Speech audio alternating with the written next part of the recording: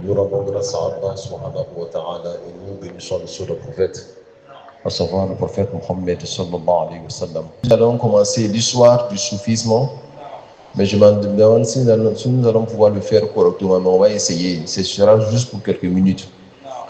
Et le but derrière tout ça là, c'est pour que les musulmans puissent un temps soit peu comprendre un peu sa religion. Vous savez, quand le prophète Mohammed sallallahu alayhi wa sallam est arrivé, Dieu a porté son choix sur sa personne. Et ce n'est pas pour rien. On ne choisit pas un prophète pour rien. Les êtres humains sont sur la terre. Dieu regarde parmi les êtres humains l'être le plus pur et le plus propre.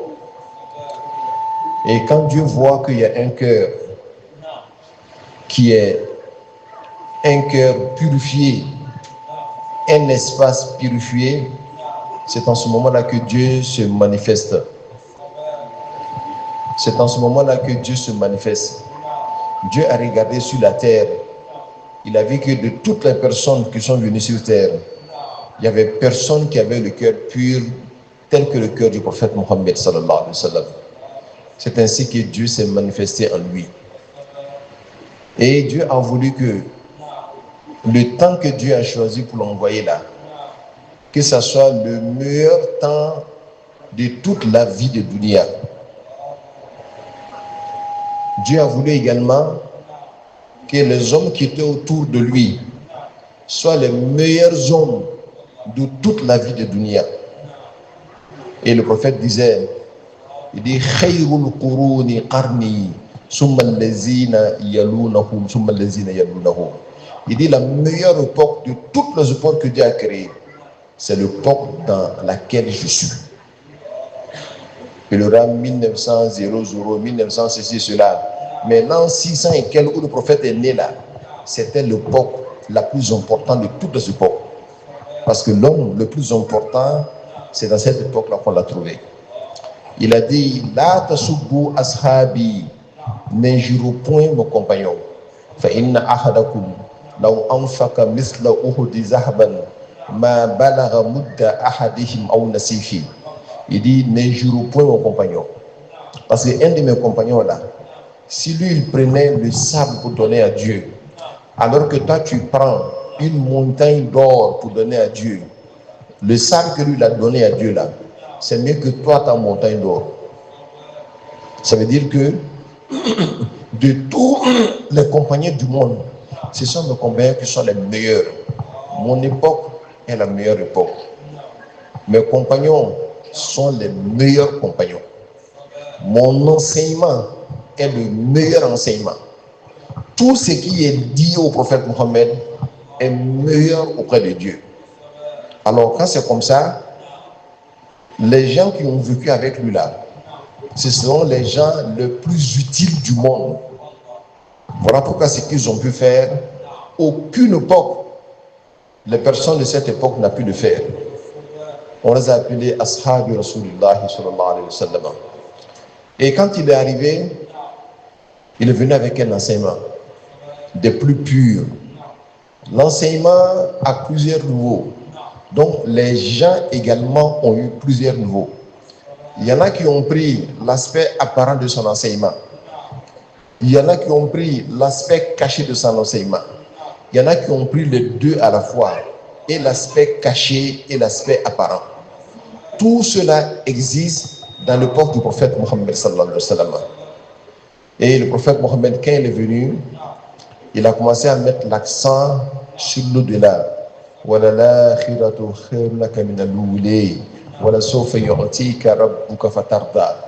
Dieu lui disait, il dit, calme-toi Mohammed, l'au-delà là, c'est mieux pour toi que la vie ici-bas. Et l'enseignement, quand tu prends le Coran, tu vois que le Coran met l'accent sur l'au-delà. Et le Coran maudit dunya. Il dit ad-dunya mal'unatun wa mal'unun ma fiha siwa zikrillahi wa ahlihi wa ma walahu. Il dit que le monde est maudit. Le monde est maudit. Et tout ce qui est dans le monde aussi est maudit. Sauf les hommes de Dieu et l'invocation de Dieu. Si tu veux savoir si cette malédiction t'a pas touché, regarde-toi, est-ce que tu es un homme de Dieu? Si tu n'es pas un homme de Dieu, que tu le veux ou pas, tu es dans cette malédiction-là. Donc tout ça a fait que il y a des gens, l'amour de dunya a commencé à être petit dans leur cœur. Ils ont commencé à mettre l'accent sur ce qui est dans l'au-delà. On les a appelés az-zuhad, les ascètes. Je reviens là-dessus, az-zuhad, les ascètes. Parmi eux, il y avait un monsieur qu'on appelait Abu Huraira. Pour ceux qui ont un peu de lecture dans l'islam, vous allez entendre Abi Huraira, Abu Huraira, Abi Huraira. C'était un monsieur qui est devenu musulman, mais un peu quand l'âge était avancé. Il n'avait pas de maison. Il dormait où? Dans la mosquée du prophète Mohammed sallallahu alayhi wa sallam. Et lui n'était pas seul. Il avait des gens qui étaient avec lui. Eux là, c'est quand le prophète finit de manger. S'il y a des restes, on va les donner. Ils avaient une place dans la mosquée. Ils avaient un banc dans la mosquée qu'on appelait As-Soufa.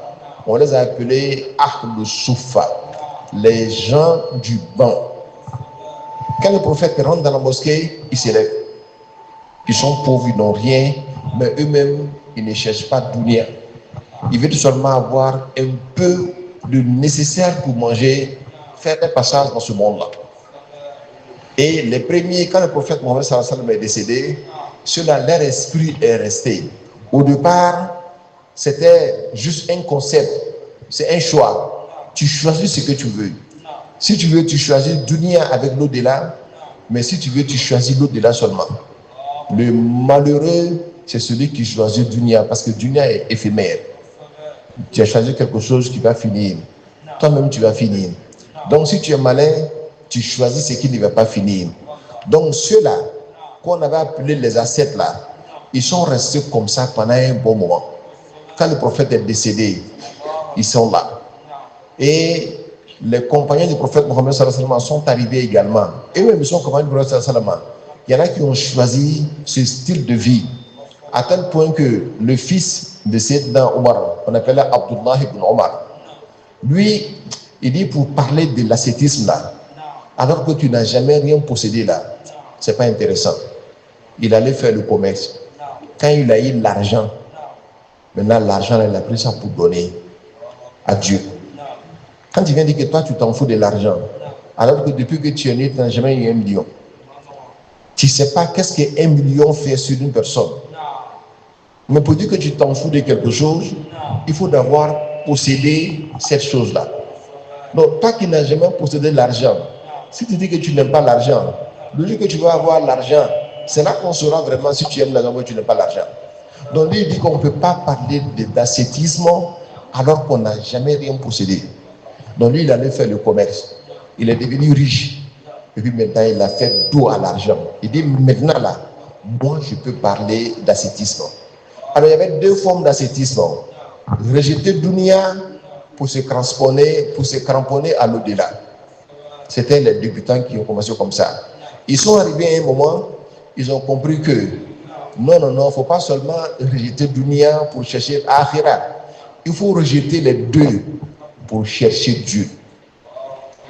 Il y en a, lui, il n'aime pas dunya, mais c'est l'au-delà qu'il veut. C'est-à-dire, il veut le paradis. Il y en a, lui, il a dit, non, moi, je ne veux pas dunya, je ne veux pas le paradis, mais c'est Dieu que je veux. Dès l'instant que c'est devenu comme ça, là, le cœur est devenu très splendide. Le cœur a atteint le niveau que Dieu recherche. Parce que le prophète Mohammed sallallahu alayhi wa sallam, lui, il n'était ni séduit par dunya, il n'était ni séduit par l'au-delà, il était séduit par Dieu seulement.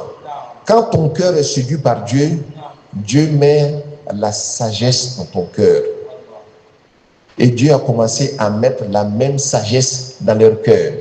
À tel point que l'un de leurs patrons, qu'on appelait Hassan al-Basri, la femme du prophète Mohammed, disait, sallallahu alayhi wa sallam, que kana kalamuhu yushbuhu kalam al-anbiya. Il dit que quand tu lui parlais, tu avais l'impression que c'est le prophète même qui parle. Parce que quand le cœur rejette tout, sauf Dieu, Dieu met la sagesse dans ce cœur-là. Et il disait, Iza ra'aytumu rajula قد أوتي زهدا ومنطقا في الدين فاتبعوه فإنه يلقن الحكمة. Il dit, si vous voyez un homme, son cœur là ne veut pas dunya, son cœur ne veut pas l'au-delà, son cœur ne veut que Dieu. Il dit, sachez que Dieu va lui donner forcément la sagesse et suivez-le. Donc les ascètes là ont commencé à avoir plusieurs catégories. Le petit ascète, c'est celui qui a rejeté dunya pour prendre l'au-delà, mais le grand ascète, c'est celui qui a rejeté dunya et l'au-delà pour prendre Dieu. Il n'avait pas la même manière de parler. Il n'avait pas le même Dieu dans le cœur. Parce que celui-là qui ne veut que Dieu, c'est que Dieu met dans son cœur là, c'est différent de celui qui veut l'akhira. Et c'était une nouvelle génération de personnes qui naissaient en islam. Le cœur était débordant de sagesse. Et cette sagesse-là, ça a donné un enseignement des Écritures. C'est ça qui est devenu plus tard ce qu'on appelait le soufisme. Le soufisme est né à partir de cet instant-là. Et nous allons prendre que quelques jours seulement pour expliquer le soufisme. Quand on va arriver à Laylatul Qadri, on va arrêter notre enseignement parce qu'on sait que quand les gens passent la nuit dans la prière, dans les actions de dévotion, souvent ils sont fatigués. Il ne faut pas venir encore les embêter avec beaucoup de paroles. Mais c'est juste pour les personnes qui sont intéressées aussi, il faut leur donner quelque chose. Quand ils vont à la maison, ils peuvent s'asseoir et dire, ah, c'est ça qu'on appelle soufisme. Et voilà pourquoi on les appelait des soufis. Voilà comment ça a commencé. Peut-être, lui, il n'est pas devenu comme ça parce qu'il n'a pas d'informations. Mais quand il aura de bonnes informations, ça peut l'intéresser. Quand on va quelque part, c'est parce qu'on est conscient que cette chose existe. Donc que Dieu nous donne la bonne compréhension. Subhana rabbika rabbil izzati amma yasifun wa salamun ala al-mursalin walhamdulillahi rabbil alamin.